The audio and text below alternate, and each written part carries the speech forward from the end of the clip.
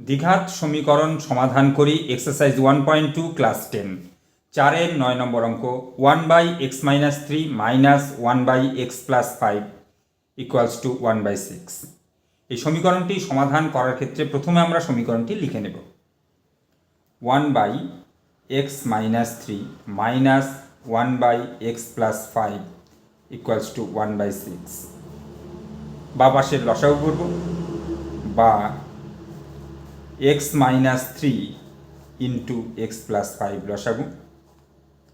x-3 দিয়ে লসাগুকে ভাগ করলে x+5 থাকে, x+5কে 1 দিয়ে গুণ করলে x+5,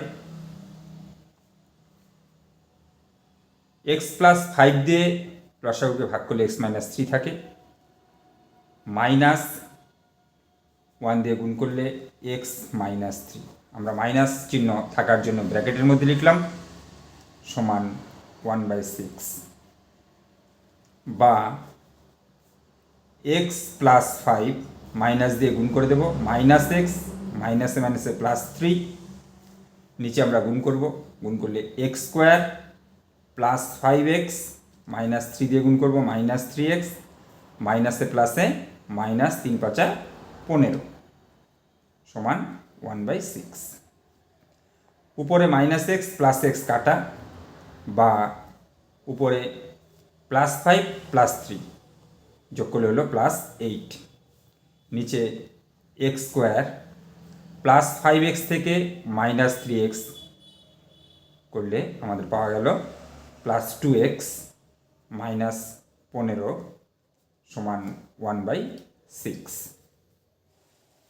এবার আমরা কোনাগুনি গুণ করব, বা x² প্লাস 2x -15 সমান 6×8 = 48।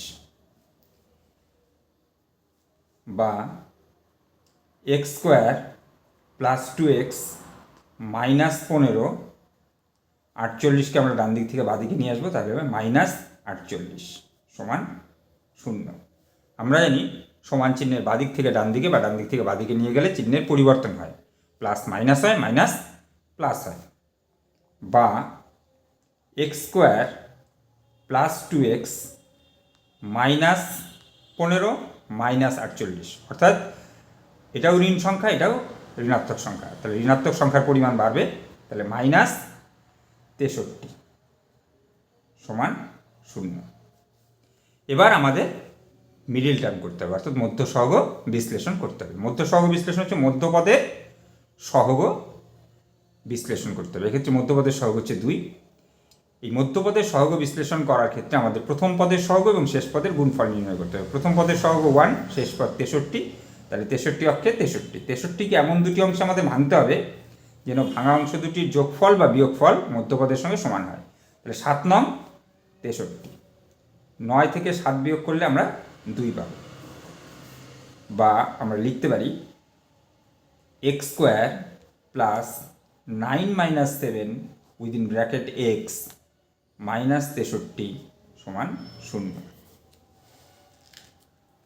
বা x² প্লাস 9x প্লাসে মাইনাসে -7x -63 সমান 0।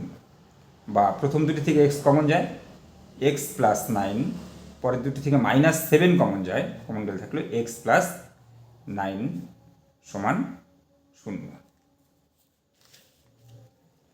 বা x প্লাস 9 কমন গেল, কমন গেলে থাকলো x -7 সমান 0। এক্ষেত্রে দেখা যাচ্ছে দুটি রাশির গুণফল 0। দুটি রাশির গুণফল 0 হলে একটি অবশ্যই 0 হবে, তাহলে হয় প্রথমটি 0, না হয় দ্বিতীয়টি 0। অতএব হয়